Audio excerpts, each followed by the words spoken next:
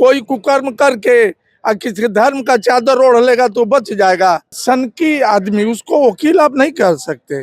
जिसने माननीय हम लोग के चीफ जस्टिस ऑफ इंडिया पर जो उन्होंने जूता उछालने का काम किया, वो माननीय चीफ जस्टिस ऑफ इंडिया उसमें भारत सरकार के सुप्रीम कोर्ट के सर्वसर्वा थे और उन पर जूता उछालने का मतलब है कि आप न्यायपालिका पर जूता उछालें। वो तो गलती किया ही, जो लोग मारे वो लोग भी गलती किए। वो तो पागल आदमी है, वो पागल आदमी है। ऐसे लोगों को तो उठा के अविलंब जेल में बंद कर देना चाहिए। किसको पागल बोल रहे हैं? वही जो माननीय सुप्रीम कोर्ट के जज साहब पर जो जूता उछाला। लेकिन मारने वाला वकील ही है, बताया जा रहा है। कौन किस भेष में भेड़िया घूम रहा है, इसकी पहचान आप कर सकती हैं क्या?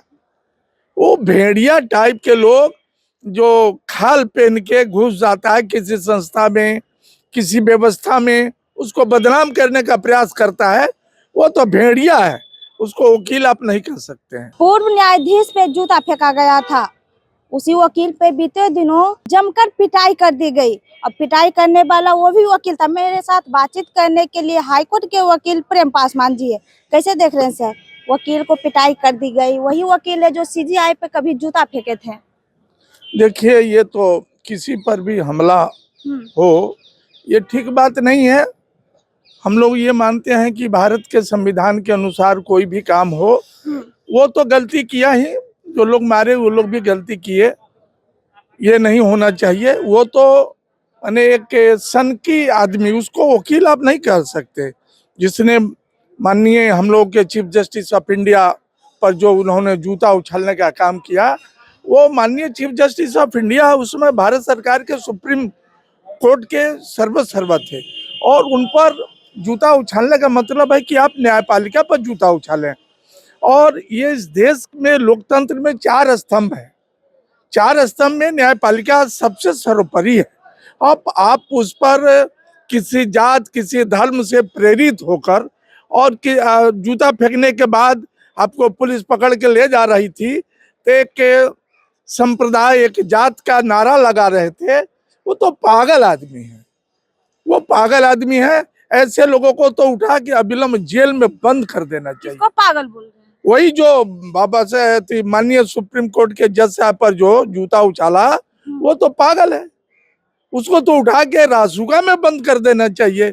स्वतः संज्ञान लेना चाहिए, स्वतः संज्ञान लेना चाहिए। सेल्फ माने सुप्रीम कोर्ट के रजिस्ट्रार को इतना पावर है कि वो स्वतः संज्ञान लेकर उसको जेल भेजा जा सकता था। माननीय जज साहब ने उस पर संज्ञान नहीं लिया, लेकिन वहाँ के रजिस्ट्रार जनरल जो होते हैं।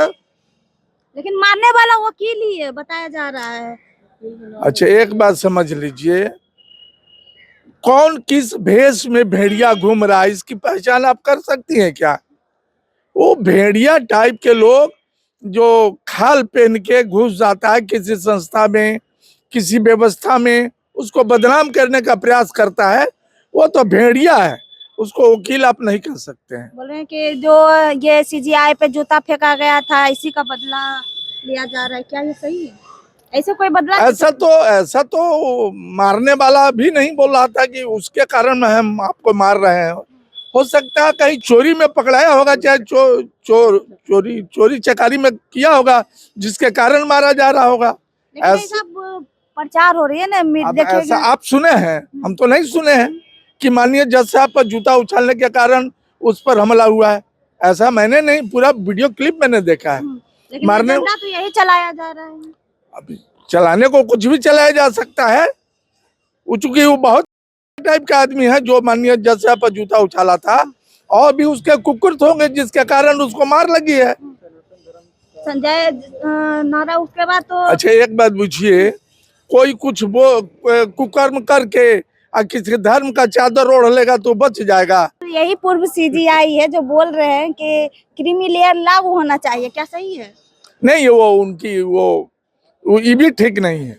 इस देश में आर्थिक आधार पर आरक्षण नहीं होना चाहिए। इस देश में जातीय आधारित आरक्षण है और वो बरकरार रहना चाहिए। ये लागू होगा तो हनन किसको होगा? अरे हनन अनुसूचित जाति जनजाति के लोगों को होगा, पिछड़ा को होगा, अति पिछड़ा को होगा, अकलियत को होगा। इसलिए हम इसको मानते हैं कि क्रीमी लेयर इस देश में नहीं होना चाहिए। और नहीं, ये सुप्रीम कोर्ट के जो गवाई साहब जो इस तरह का डिमांड किए, उनका डिमांड गलत है। ऐसा थोड़ी है कि वो जो बोल देंगे बरहम का रेखा हो जाएगा। बाबा साहब भी बोले हैं कि हम जो बोलते हैं उसकी समीक्षा करिए। अगर हमारी बात आपको अगर गलत लगे तो उसको मत मानिए, और सही लगे तो मानिए। क्या क्रीमी लेयर के लिए आप लोग सड़क पर उतरिएगा? सड़क पर उतरिएगा, सड़क पर उतरिए जाएंगे जिस दिन क्रीमी लेयर लगेगा अनुसूचित जाति और जनजाति पर। 2 अप्रैल का दिन तो आपको याद है कि नहीं जी? पूरा देश बंद हो गया था, कश्मीर से कन्याकुमारी तक चप्पा चप्पा जाम हो गया था। Creamy layer 132 go member of parliament schedule caste का बंद कर देंगे हम लोग देश को। जिस दिन क्रीमी लेयर की बात करेंगे देश को बंद कर देंगे। बस एक ही क्रीमी एससी में बस एक ही कोई है, जैसे पासवान हो, यही सब मलाई खा रहा है। कैसे ही है बताइए? पासवान मलाई खा रहा है। पासवान को तो जब से नीतीश कुमार का सरकार बना है तब से मलाई से बाहर कर दिया है, मलाई से बाहर कर दिया ना जी। वाल्मीकि पिछड़ गया है। अरे भाई, तो नीतीश, देखिए एक बात बुझिए, वाल्मीकि और समाज में जो है वहाँ आर्थिक रूप और विषमता की बात नहीं है, वहाँ सामाजिक क्रांति की जरूरत है। वाल्मीकि परिवार में आज जो लोग नशा पानी कर रहे हैं, जिस तरह का उनका जीवन स्तर है, उसमें सुधार होना चाहिए, ये मैं मानता हूँ। और ये होना चाहिए, वाल्मीकि समाज के लोगों को उठना चाहिए ऊपर। वो सफाई गंदगी, वो लोग स्वीपर का फॉर्म क्यों भरते हो जी? तुम अपने बच्चों को पढ़ाओ, कलेक्टर एसपी बनाओ। अब स्वीपर बनने का काम तुम्हारा नहीं है, गंदे बस्ती में रहने का काम तुम्हारा नहीं है। अपने बच्चों को पढ़ाओ, आगे बढ़ाओ।